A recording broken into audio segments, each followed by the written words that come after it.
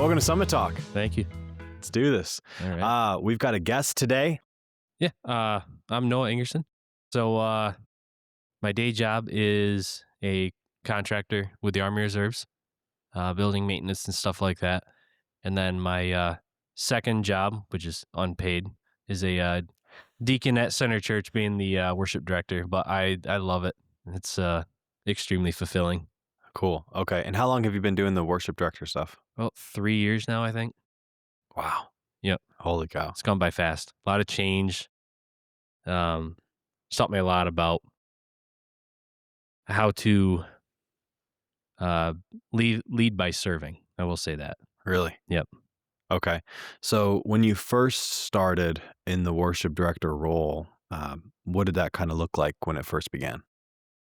So when I first started, it was, and I joke about this still, but I'm only doing it because nobody wanted to, and we didn't have really anybody to fill that role. I didn't want to step into a leadership role really. I just come from another church that I've been going to for about 15 years prior to that. And I came to the Center Church. Well, it was Adams Center Baptist Church at the time. Just thinking I just wanted to kind of relax and coast. And I know Christianity doesn't work like that. And I realized that there was a job for me to do. And I probably had to do it, even if it was uncomfortable. Wow. Okay. So, where did that come from? This because when you say like you had a job to do, even if it was uncomfortable, that's not something that's natural for everyone, right? So, where do you think that came from in you before you took on the role? I don't know. I mean, I've been a Christian a very long time. And I think it was the Lord telling me subconsciously that, get okay or get ready with not being comfortable. Wow. Yeah. Or a cleaner way of saying it would be comfortable to be uncomfortable. Yeah. So that's kind of where I'm at now. Yeah, that's a good place to be.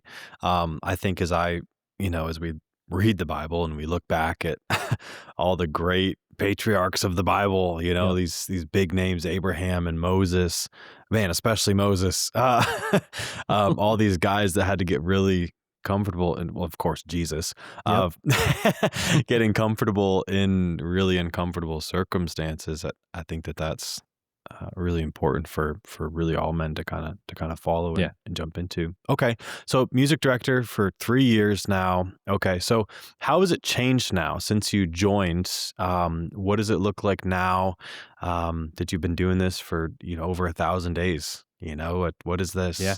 What's this look like for you? Well, we're a different church now. New name, completely new, which is awesome. That was what we wanted from the start. I will say when I first came on board, there was a lot of resistance to quite a bit of change. And they were okay with change if it was slow.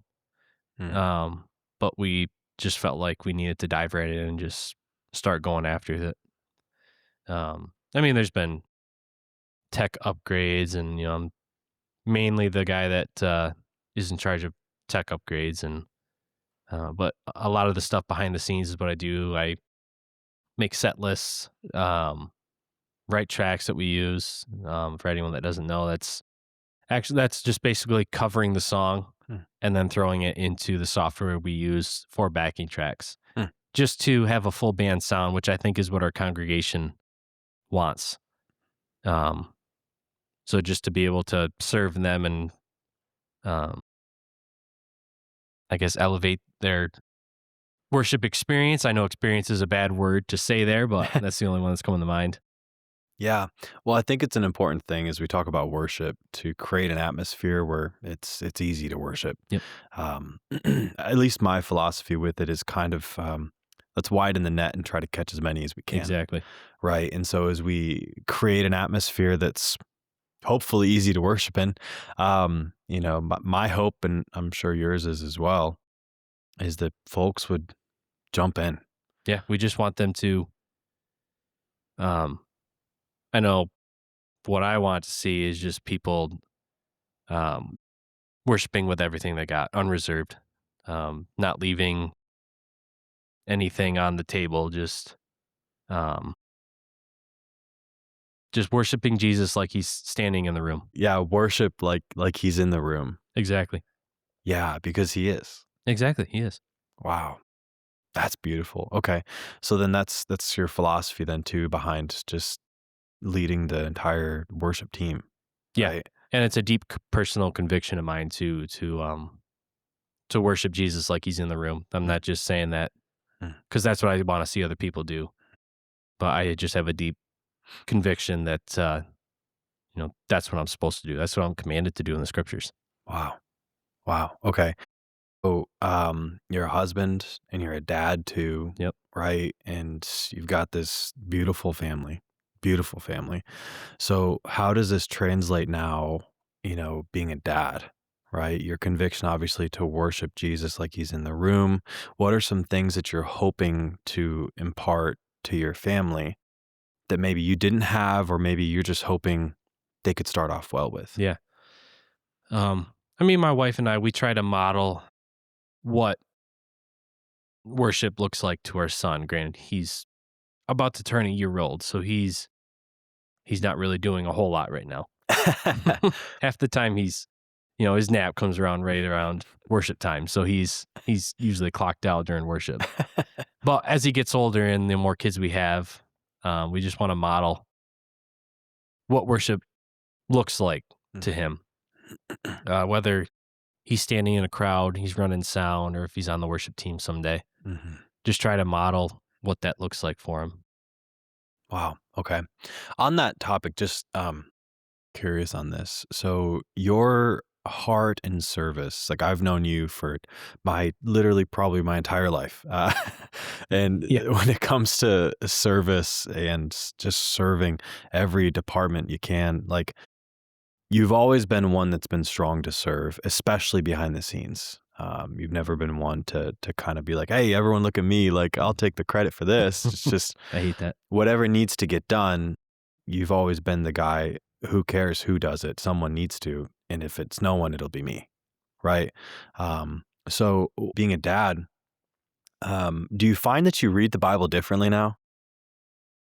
Yes, and I don't want to say I get the love of the Father, but I kind of have an idea. The minute my son was born, it was like, oh wow, Mhm. I kind of get this now. Yeah. Like this intense love for my son Mm. is how the Father sees me, and that's kind of just wrecked me ever since he was born. Yeah. Yeah, I had a similar experience with our kids when they were born, just how deep the Father's love Yeah, is for I us. mean, he was just a few seconds old. He didn't do anything. It's just Mm. like, man, I would do anything for you. Yeah, that's cool. Well, let's talk about that a little bit. When it comes to, like, being a biblical man, it's Yeah, kind of a hot take right now. exactly. There's a lot of Mm. huge names talking about, masculinity Yeah, and you and have to ask now, like, what is a man? Like, some people say it's biology. You can just say you're a man one day, which is just insane. that's exactly where the country a lot of the world seems to be right now Yeah. is, well, it seems like the loudest voices are all kind of proclaiming, "Be whatever you want to be," Hmm. and wherever the wind blows you, be and do and say and do that. What's your stance on masculinity as far as that goes? Jesus. Jesus was um, he is the man that I strive to be every day. Mm. Um, from his actions to what he said in his time on earth, he just gave the best examples for how to be a man, a biblical man. Wow. Yeah, so, as far as being a man in this culture, as I said before, right, um, it's a hot take. Uh, it's not super trendy to be a man, seems like. No, and it's super hard for guys our age. Yeah. not yet reached 30. Um, there's almost an identity crisis with men our age. Yeah. And I've found a lot of clarity in scriptures with that. Yeah, so I've got a book here kind of that talks about that. That is actually the one that you recommended. I check this out because before that we recorded this, we were talking about what is it to be a man really? Like, what is okay as far as the Bible goes? What Yeah. does that mean? And so I've got some notes from the book, and if you're listening to this, I'll read it to you. It's called "Stand Firm and Act Like Men." It's by Joby Martin, written with Charles Martin. Um, Subtitled "Becoming the Man You Were Created to Be Instead of Who the World Says You Are." And Sponsored, but it would be cool if it was. not sponsored. That'd be pretty sweet. I love it. But I've got just some notes on this book, and I've got to say, just like, thank you for this first, because yeah, in 2026, at the time of this recording, it is it's a wild world out there, and there's a lot of voices saying this and that, and some of them sound good, some of them like, I don't know about that. It's really hard to know, like, who's a good option to listen to, who should I be paying attention to. Yeah, And as far as I can tell, this book seems to be something that backs what we believe, right?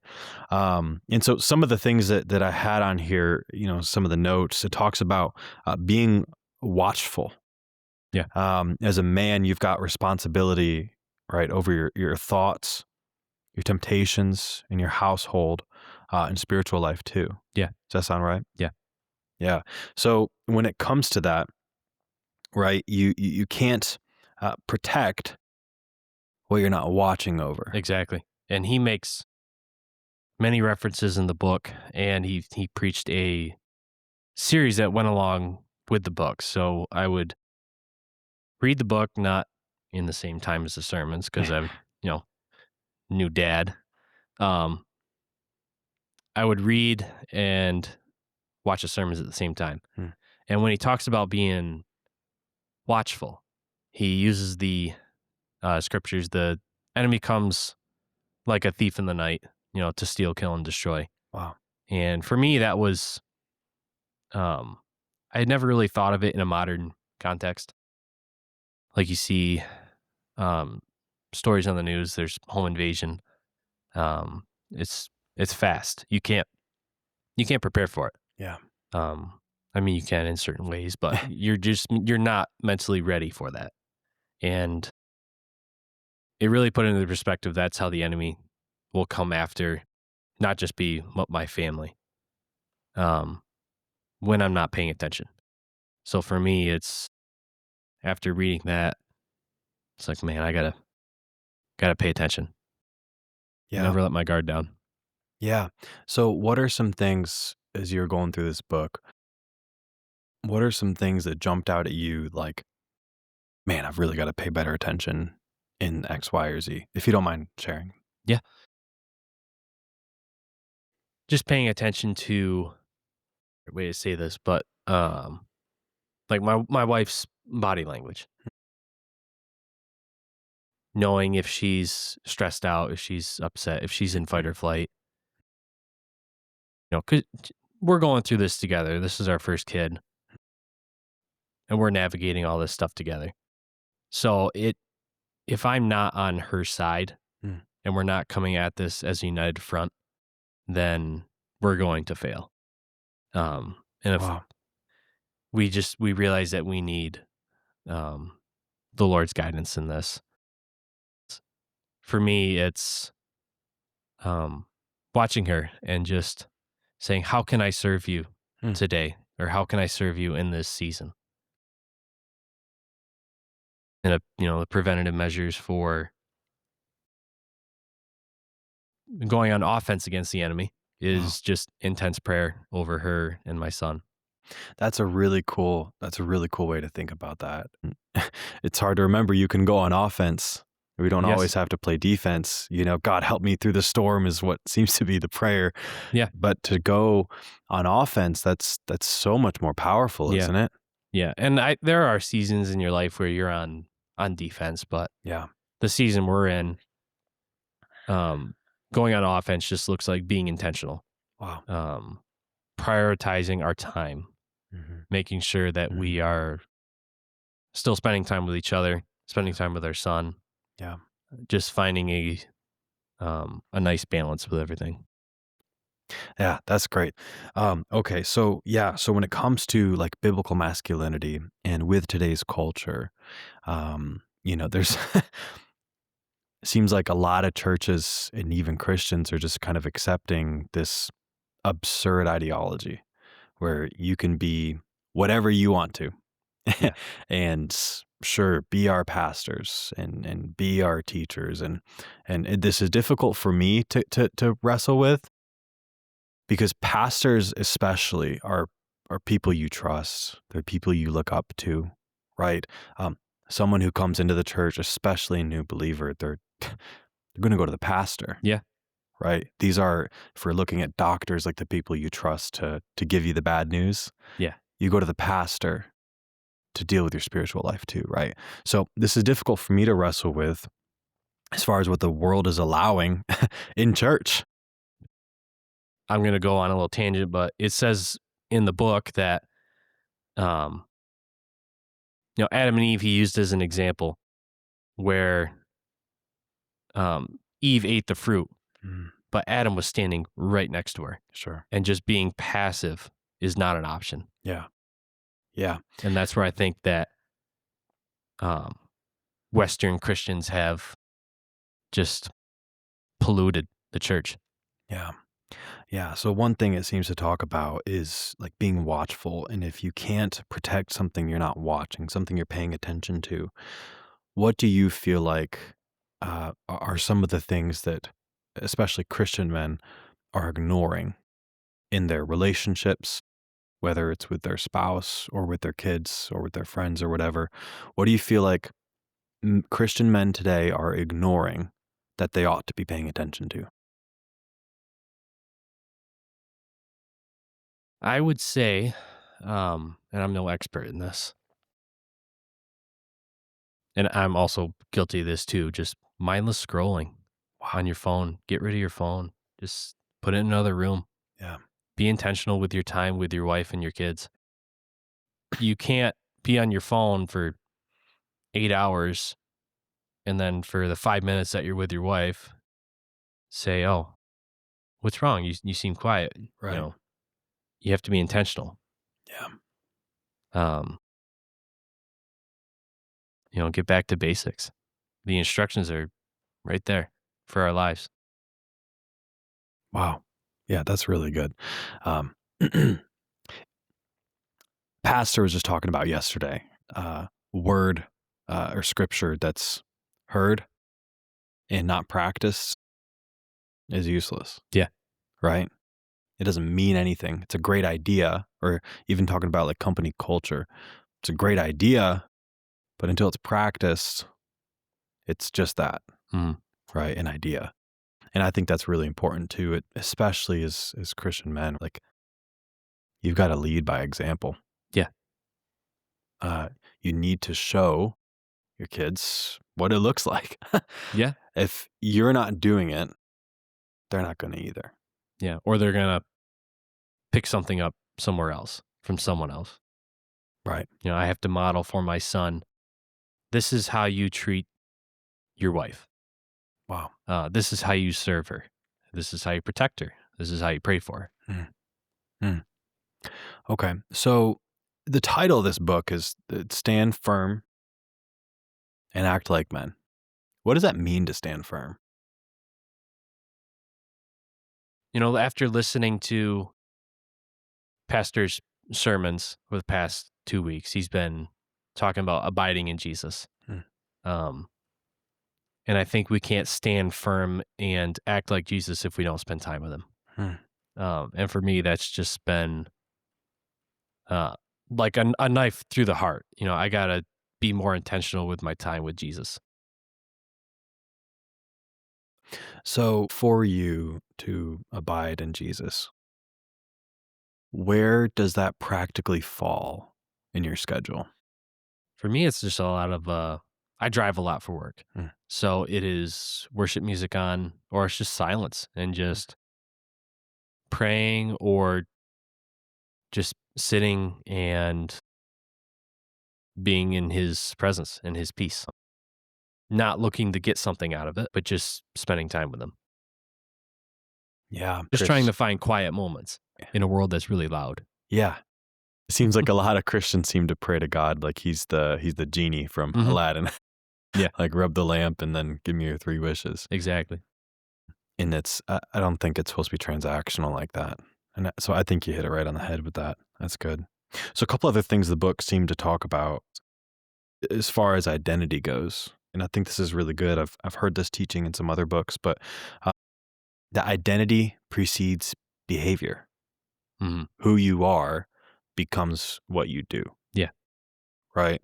And so it kind of goes on further to say if you don't know who you are, the world will tell you. Mhm. I think that's super true today, isn't it? Yeah. So you're raising a young boy. I've got 2 girls at home. Our kids are already very different, right? In how they're maturing.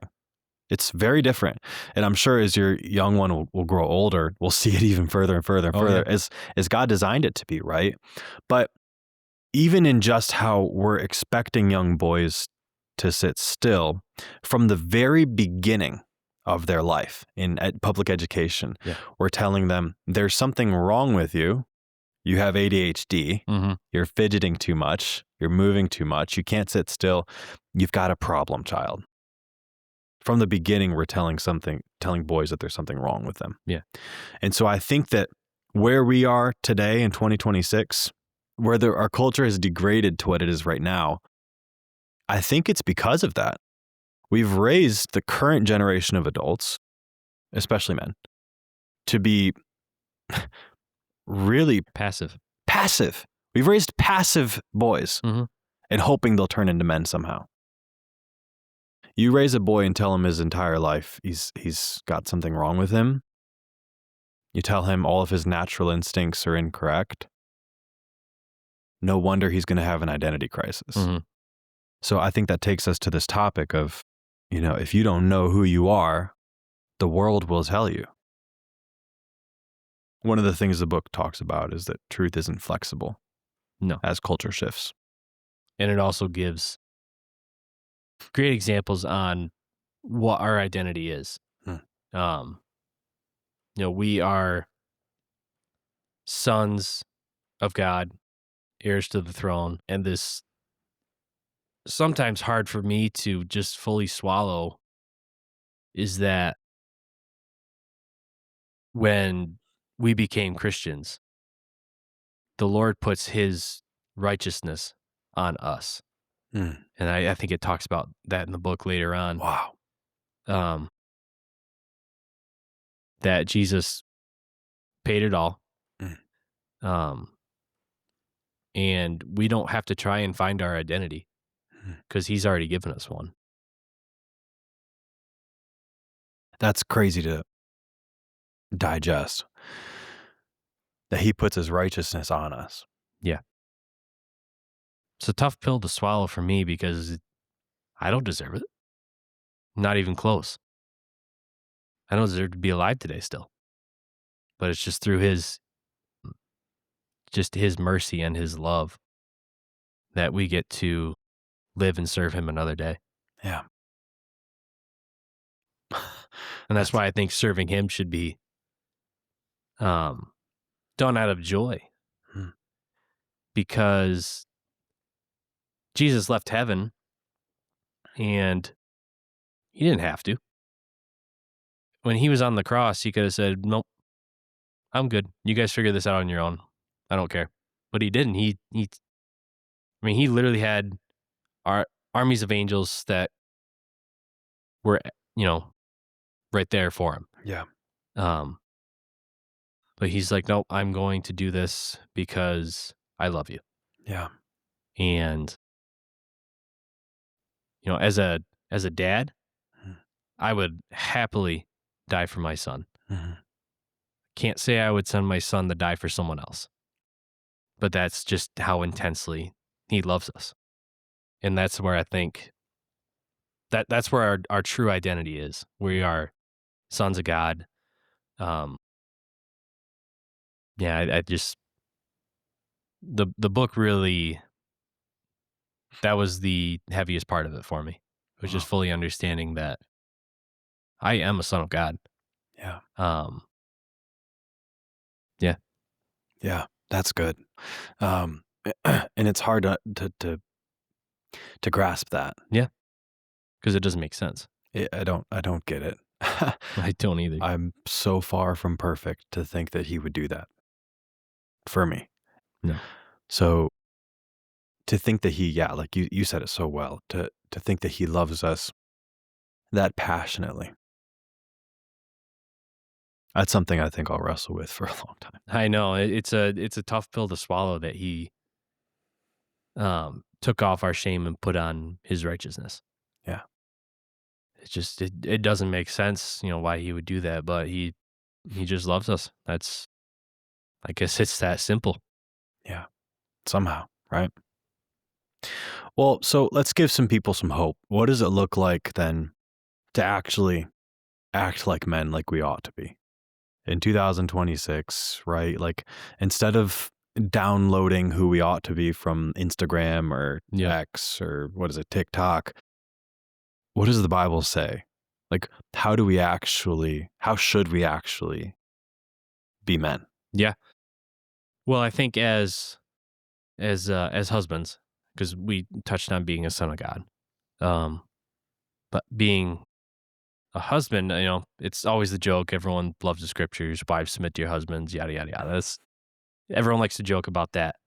That's the easy part. People always look over the next part, which is, um, husbands, love your wives as Christ loved the church. And you look at everything Christ did for church or for the church, um, serving and, even up to the point of death, doing it for the church. And I think that's in Corinthians. Yeah, as a husband, that's what we're called to do. Love our wives as Christ loved the church. And being a father, just following the scriptures with how to raise our kids. And that's where I'm at right now.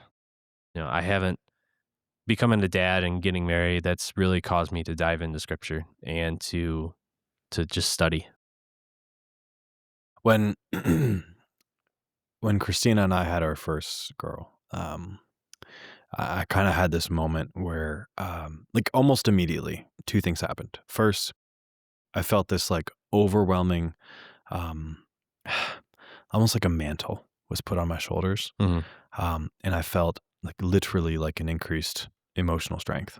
Like the second she was born, it Hmm. was this like very physical, spiritual thing. I felt that. The second thing I felt was, yeah, an incongruency between who I was and who I thought I needed to be in order to be a dad. Hmm. There was a massive gap between who I thought I would be at this point when I was a dad, when I became a dad. I thought that I'd have a lot more things figured out. Hmm. I thought that I would have had a lot more answers.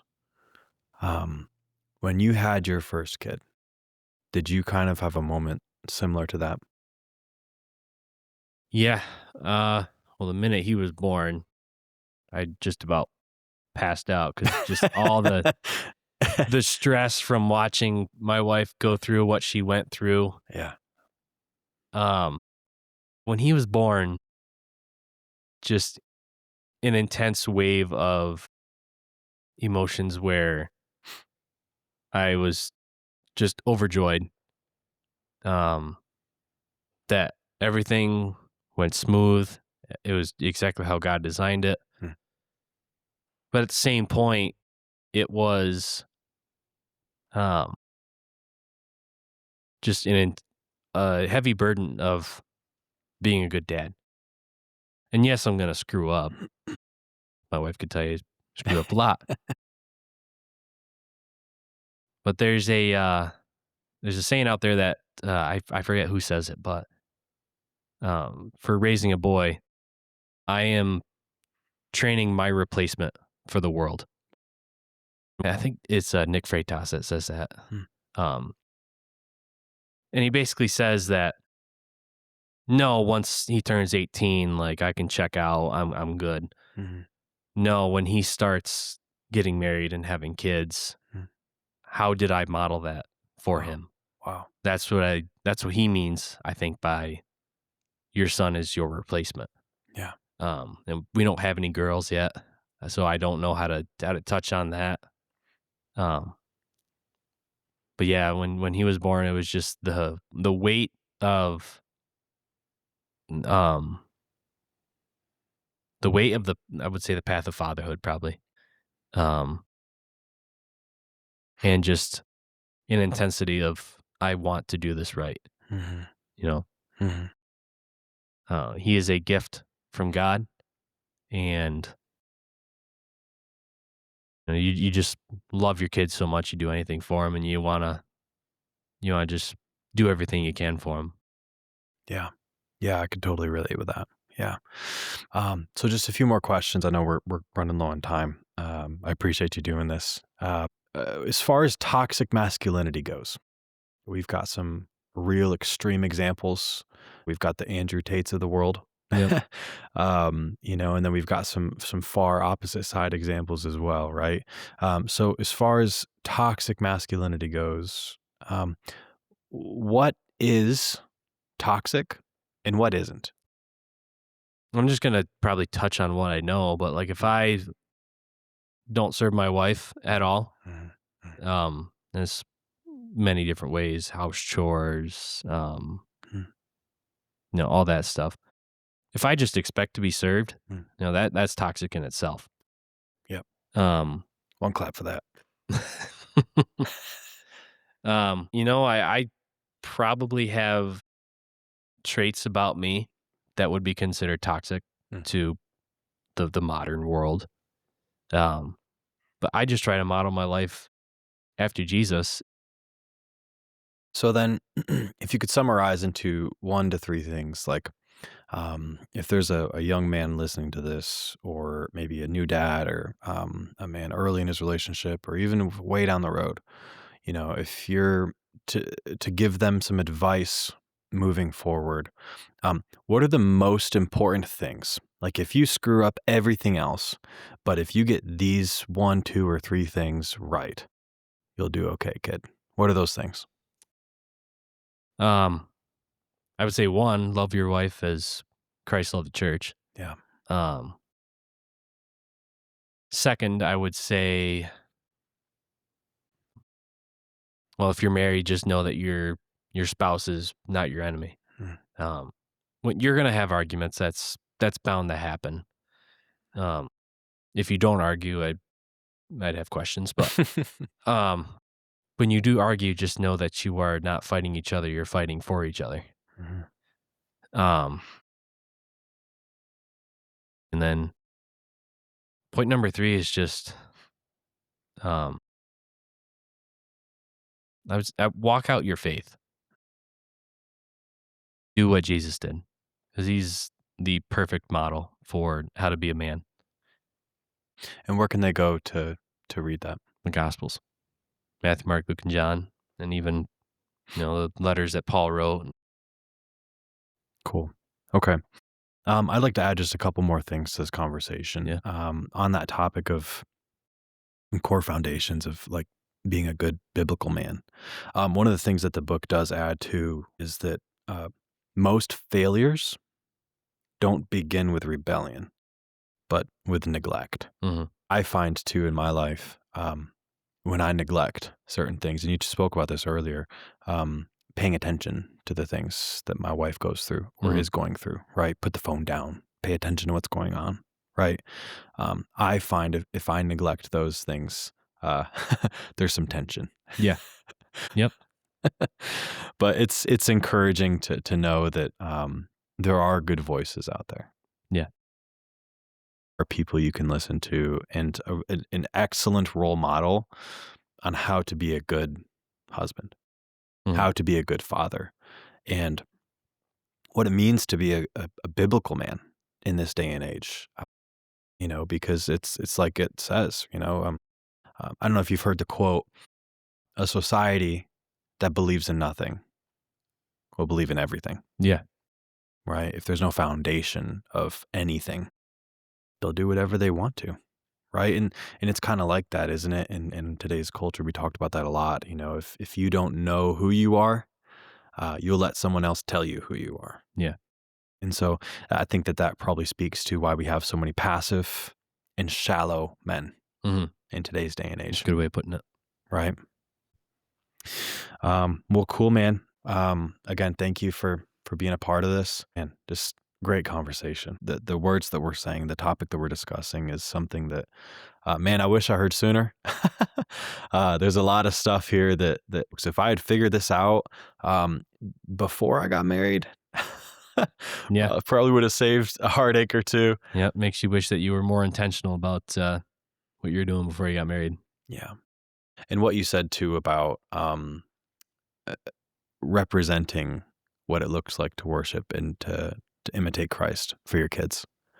How many times have I caught myself just scrolling and scrolling and scrolling when I should have been paying attention to what's going on around me and just making eye contact Yep. and FaceTime with the people around me, Yeah. especially my kids. Yeah. Because if you're on your phone and your kids are around, they're gonna think, "Oh, that little box in dad's phone is, or that little box in dad's hand is more important than I am to him." Yeah, And I heard someone say that, and that just cut me deep. yeah, yeah. It's convicting. Yeah, and it's a habit you got to break too. Yeah, yeah. So action steps for our listeners moving forward. Challenge yourself this week. Put the phone down. Hmm. Imitate Christ. Pay attention to what the scripture says. Yeah, get plugged into a good Bible believing church. Get, for the men out there, find 1 to 3 close friends that you can just really say, "Hey, I'm really struggling this week." Just men you can lean on. Yeah, 100%. Cool, man. Thank you for your time. Yeah, Appreciate absolutely. you joining the podcast. You're welcome.